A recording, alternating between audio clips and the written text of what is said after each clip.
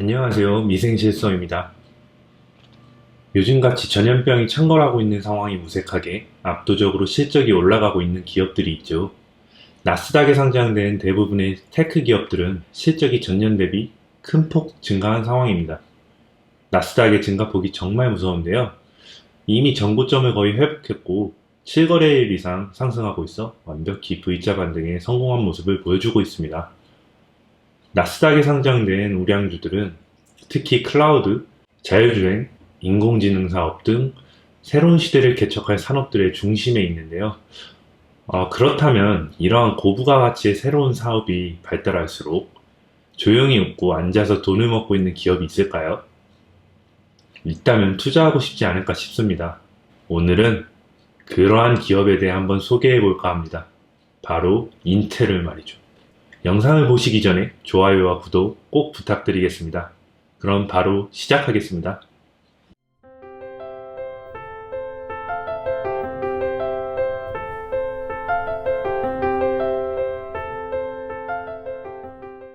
현재 인텔이 자율주행 산업, 클라우드 산업에서 어떠한 위치에 있는지 알아보기 위해 인텔이 매출을 올리고 있는 여러 가지 사업 부분을 살펴보도록 하겠습니다. 인텔의 사업 분야를 살펴보면 크게 두 가지로 분류할 수 있습니다. 첫째는 우리가 흔히 인식하고 있는 CPU 서플라이 사업 분야인데요. PC 센트릭 사업이라고 불리고 매출액이 9.8 빌리언 달러로 전년 대비 14%가 증가한 것을 알 수 있습니다. 물론 인텔의 PC 센트릭 사업 분야의 매출액이 9.8 빌리언 달러이므로 데이터 센트릭 사업 분야 매출액 9.956 빌리언 달러와 거의 같은 약 50%의 비중을 이루고 있습니다만 AMD의 라이젠은 인텔이 독점하고 있던 CPU 시장에 혁명을 일으켰고 CPU 마켓 점유율을 점차 좁혀와 6대4 비중의 팽팽한 경쟁 구도를 설립한 상황입니다.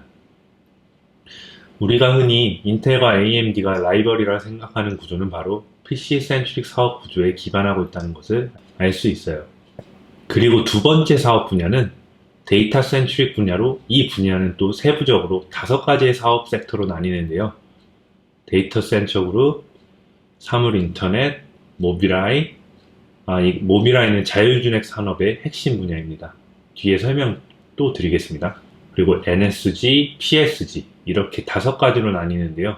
이 중 데이터 센터 그룹의 매출액이 7빌리언, 7빌리언 달러로 가장 높고 성장률 또한 43%를 기록했습니다. 자, 우리는 이 분야의 성장에 주목해야 합니다. 그 이유는 현재 뜨고 있는 클라우드 산업, 플랫폼 설계 등이 갖춰야 하는 서버 프로세서 칩 제품, 이것들을 인텔이 시장 점유율 95% 차지하고 있기 때문입니다. 이 점유율의 의미는 마이크로소프트와 아마존의 클라우드 서버를 운영하기 위해 탑재해야 하는 칩이 현재 인텔의 서버용 칩이 가장 강세라는 뜻이며 클라우드 산업이 발전할수록 인텔의 수익 역시 상승할 수밖에 없는 요소를 인텔이 가지고 있다는 뜻입니다.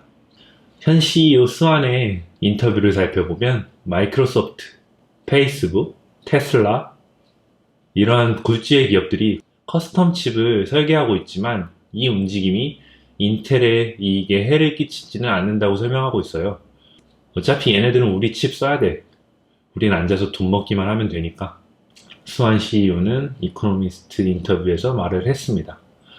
그러나 현재 인텔의 성장 방향 역시 데이터 센트릭으로 전환되고 있는 시기임을 강조했고 인텔의 기존 사업 분야의 시장 규모가 연간 52빌리언 달러였다면 클라우드 자율주행 산업을 포함한 데이터 산업부는 연간 300빌리언 규모의 시장 규모를 더 확보할 수 있게 해줄 것이라 전망하고 있고 이를 선점하기 위해 기술력을 개발하는 데 총력을 기울이겠다고 포부를 밝히기도 했습니다. 자, 이번에 살펴볼 분야는 인텔의 자율주행 산업 투자 분야에 대해서입니다. 자율주행 분야를 선도하고 있는 글로벌 기업 연결 맵을 살펴보시면 인텔과 연결된 회사만 해도 제규어 랜드로버, BMW 그리고 2017년 인수한 자율주행 시스템 개발 업체인 모빌아이 그리고 모비디우스 등과 인수합병 및 협력 관계를 유지하고 있는 것을 확인할 수 있어요. 맵으로 봤을 때 인텔의 영향력은 구글, 애플, 테슬라 등과 비교해도 절대 낮지 않음을 알 수 있습니다. 엔비디아의 영향력은 가히 압도적이라 볼 수 있네요. 이 분야에서. 어쨌든 그렇다면 이러한 자율주행 분야에서 인텔이 추진 중인 전략은 무엇일까요? 칩 메이커로서 독점을 하고 있는 강점을 바탕으로 강력히 관련 사업 분야를 인수하고 있는 전략을 들 수 있습니다. 2015년 Reconfigurable Server 칩을 제조하는 알테라를 16.7 빌리언 달러에 인수했고, 2017년 자율주행 산업의 핵심 분야인 소프트웨어 비전 카메라 센서를 제조하는 테슬라와 2016년까지 함께 개발을 진행했던 모빌아이를 15.3 빌리언 달러에 인수를 했습니다. 그리고 내부적으로는 전기 대신 태양열에 의해 구동될 수 있는 메모리 칩인 옵테인을 개발 중이고, 그리고 자체 GPU까지 개발을 진행하고 있다고 합니다. 이는 엔비디아의 아성을 또 무너뜨리려고 준비하고 있는 단계라고 하네요.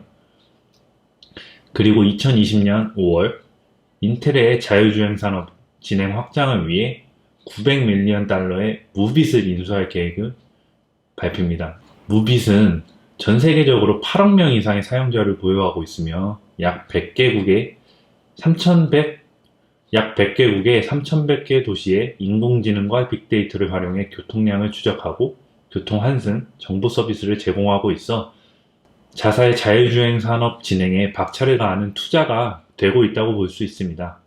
인텔의 모빌아이 비즈니스는 무빗의 운송 데이터를 부분적으로 활용하여 고객의 요구와 교통 패턴을 기반으로 더 나은 예측 기술을 개발할 것이라 기대되고 있는 상황입니다. 자, 그렇다면 이쯤에서 우리는 인텔의 사업 확장이 과연 맞는 방향일까를 고민해 봐야 될 것 같습니다.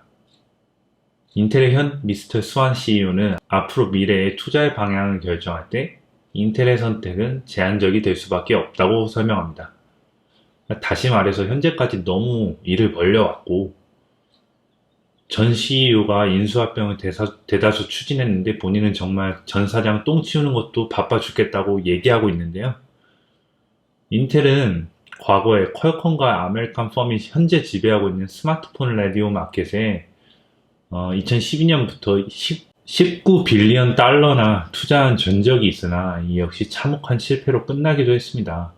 CFO 출신인 지금의 CEO는 돈이 되지 않는 사업 분야는 정말 칼같이 치워버리는 것으로 유명합니다. 투자자로서 우리는 여기서 인텔의 사업 방향이 그리고 사업 확장이 올바른 방향인지 판단해야 합니다. 앞서 설명드렸듯 인텔은 전통의 CPU 사업 분야가 AMD에게 서서히 밀리고 있고 아직 매출의 절반 이상을 차지하고 있는 CPU 사업 점유율을 방치한 채 새로운 사업에 확장하는 것이 올바른 해결책인지에 대한 의문을 갖고 있어야 된다고 생각합니다. 물론 다른 고부가 가치 산업에서 압도적인 점유율을 점유하고 있기도 하지만 새로운 사업 분야 전략을 구성하는 데 있어 더 자유로울 수 있겠지만 기존 전통 사업 분야에서 밀리고 있는 점은 시장과 투자자들의 회의적인 시선에 노출될 수밖에 없는 상황이라 보여집니다.